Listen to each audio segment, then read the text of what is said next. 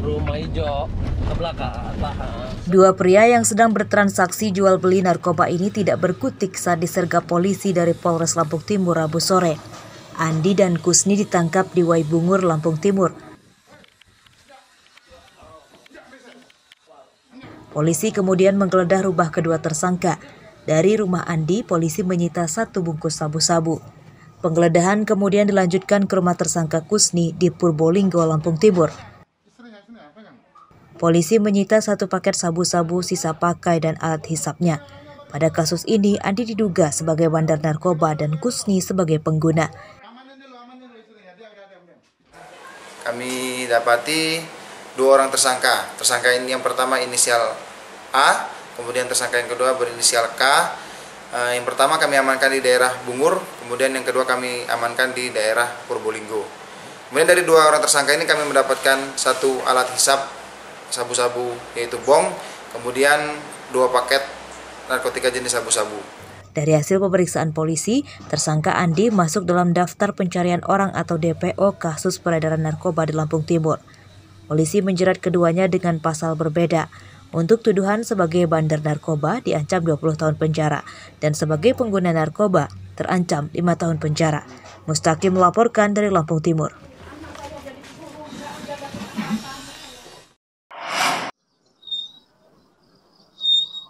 Angka pencurian sepeda motor di Bandar Lampung tinggi. Polresta Bandar Lampung hingga Juli 2021 telah menerima laporan 88 warga yang kehilangan sepeda motor dan begal motor. Data itu belum termasuk yang dilaporkan ke Polsek seluruh kota Bandar Lampung. Warga meminta kepada kepolisian kota Bandar Lampung untuk memberantas pencurian dan begal motor yang meresahkan. Sekarang ini banyak kejahatan yang di luar jangkauan. Maksudnya di luar jangkauan untuk kepolisian.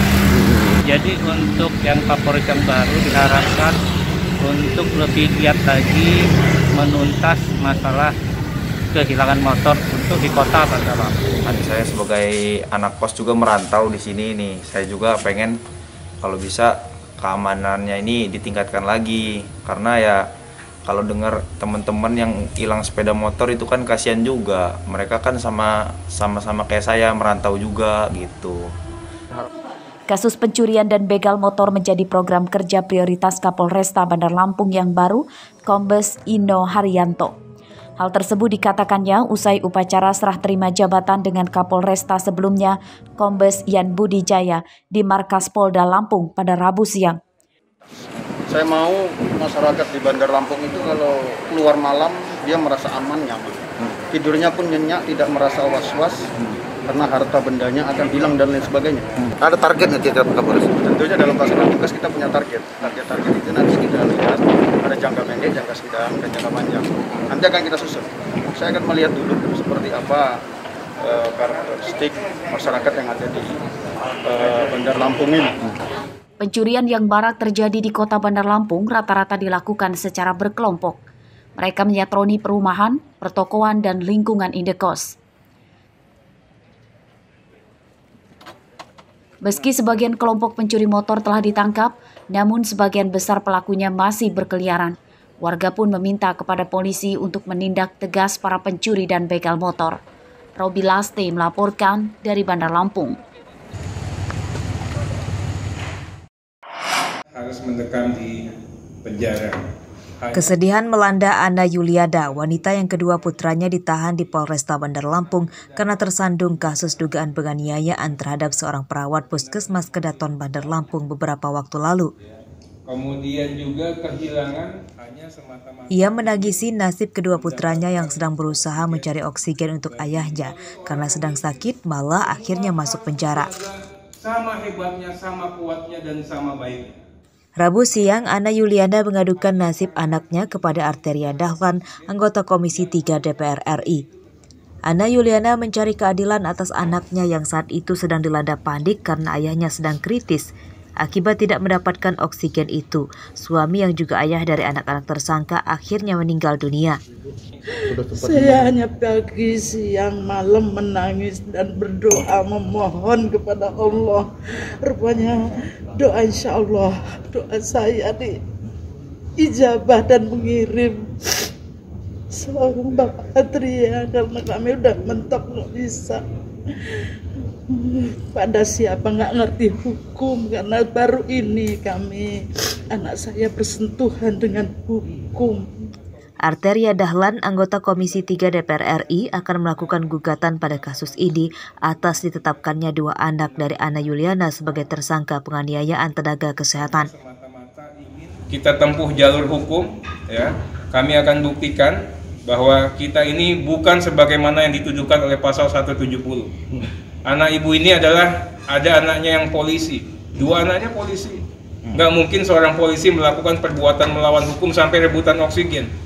Kalau ada cara yang lebih baik, yang lebih tahu bagaimana cara mendapatkan oksigen, mereka tidak akan mungkin datang ke Kedaton.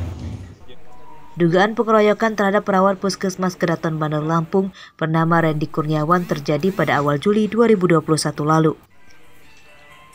Polisi kemudian menetapkan 3 orang tersangka atas penganiayaan tersebut, yakni Awang, Nova, dan David, warga Tanjung Karang Barat, Bandar Lampung.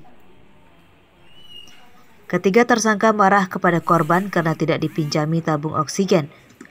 Padahal tidak ada keluarga tersangka saat itu yang sedang dirawat di Puskesmas Kedaton tempat korban bekerja. Kasus tersebut kemudian sempat menjadi rumit karena ketiga tersangka sebelumnya juga melapor ke polisi sebagai korban penganiayaan. Pada laporannya ke polisi, ketiganya terlibat keributan setelah disambut tidak ramah oleh korban yang saat itu sedang bertugas sebagai perawat di Puskesmas Kedaton. Meski saling lapor polisi, Awang, Nova, dan David akhirnya ditetapkan sebagai tersangka dan kini ditahan di Polresta Bandar Lampung. Polisi menjerat para tersangka dengan pasal 170 KUHP dengan ancaman 7 tahun penjara. Apabila ST melaporkan dari Bandar Lampung.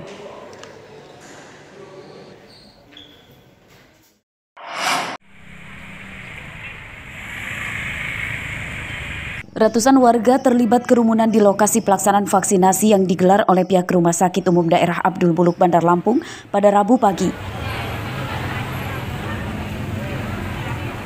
Kerumunan ini terjadi karena tingginya antusiasme warga agar bisa segera disuntik vaksin COVID-19.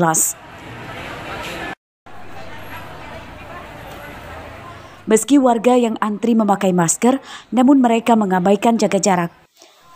Sebagian kursi di ruang tunggu bahkan penuh terisi diduduki oleh mereka yang sedang antri hingga berdempetan.